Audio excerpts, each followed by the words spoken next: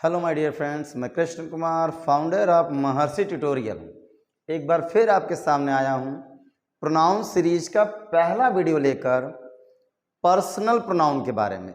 इसके पहले मैंने प्रोनाउन की डेफिनेशन प्लस प्रोनाउन के टाइप्स के बारे में बताया था। 10 टाइप्स ऑफ प्रोनाउन, 10 प्रकार के प्रोनाउन के बारे में मैंने बताया था, जिसमें से पहला प्रोनाउन है पर्सनल प्रोनाउन। हिंदी में कहते हैं व्यक्तिवाचक संज्ञा। जैसा कि नाम से आपको पता चला है, पर्सनल प्रोनाउन, पर्सनल प्रोनाउन व्यक्तिवाचक संज्ञा।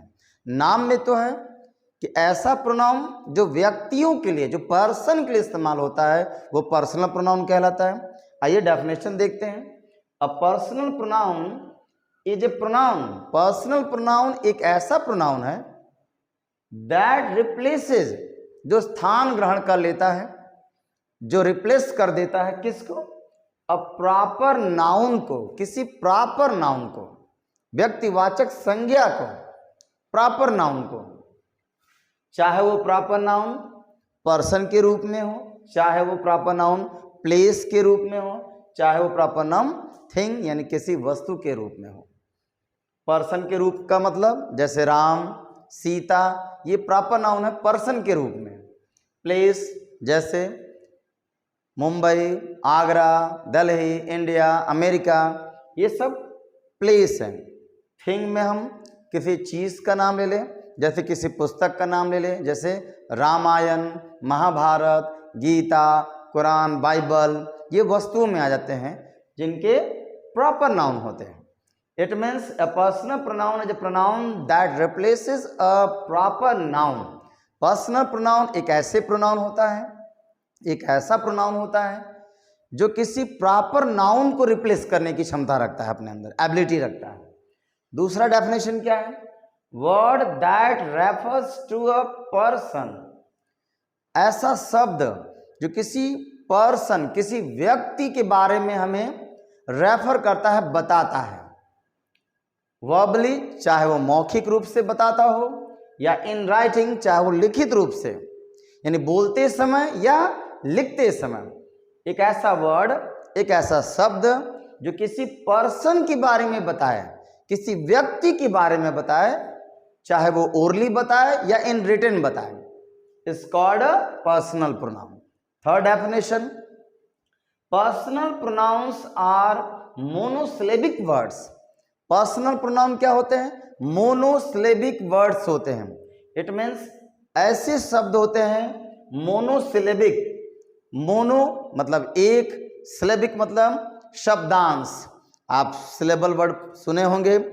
किसी भी शब्द को बोलते समय जितने अंश उसमें, जितने पार्ट में उसको बोला जाता है, जैसे मान लीजिए कोई एक वर्ड आ गया आई एन इन, तो इन, इन एक मोनोसिलेबिक वर्ड है। जैसे इनटू एक डाइसिलेबिक वर्ड है, जिसमें इनटू, इनटू दो, दो शब्दांश, इनटू, इनटू एक शब्द है इनटू, जिसके दो अंश हैं, इन और टू, इनटू। तो किसी भी वर्ड के पार्ट को सिलेबल कहा जाता है।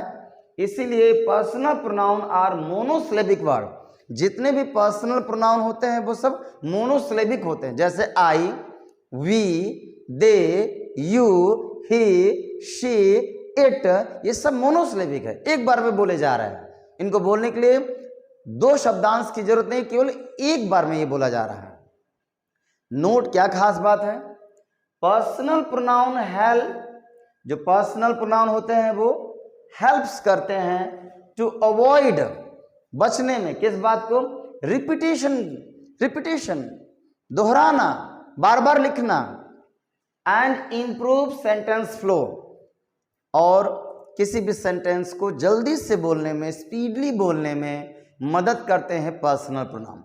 यानी नाउन को बार बार रिपीट ना करके हम उनके स्थान पर पर्सनल प्रोनाउन यूज कर सकते हैं। इसके बाद हम आइए आपको बताते हैं types of personal pronoun and case of personal pronoun. आइए देखते हैं। टाइप्स ऑफ पर्सनल प्रोनाउन में हम पढ़ेंगे there are 3 types of personal pronoun. First person pronoun, second person pronoun, third person pronoun. First person pronoun को हिंदी में कहा जाता है प्रथम पुरुष सर्वनाम।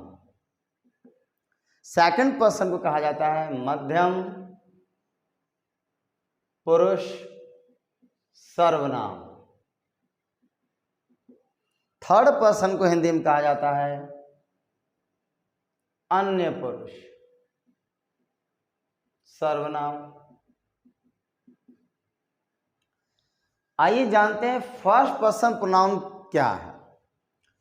फर्स्ट पर्सन प्रोनाउन ऐसा पर्सनल प्रोनाउन होता है that are used to refer the person, जो उस व्यक्ति के लिए इस्तेमाल किया जाता है स्पीकिंग, जो व्यक्ति किसी बात को बोल रहा होता है, जो व्यक्ति किसी बात को बोल रहा होता है या बता रहा होता है, जिसमें हम एग्जाम्पल के तौर पे आई और वी का यूज करते हैं।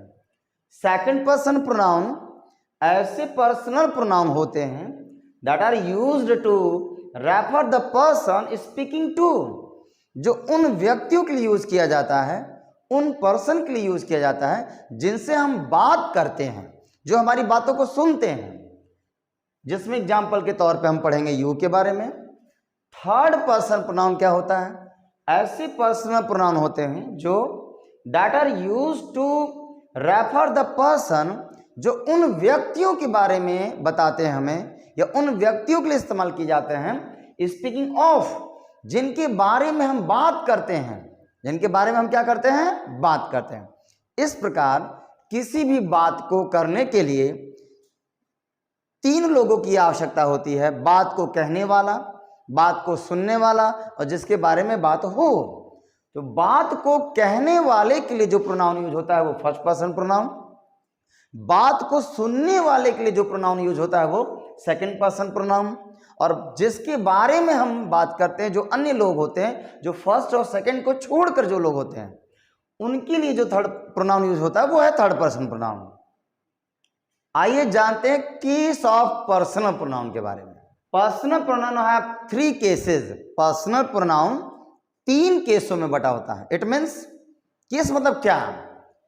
पर्सनल प्रोनाउन का यूज किसी भी सेंटेंस में 3 रूपों में हम कर सकते हैं।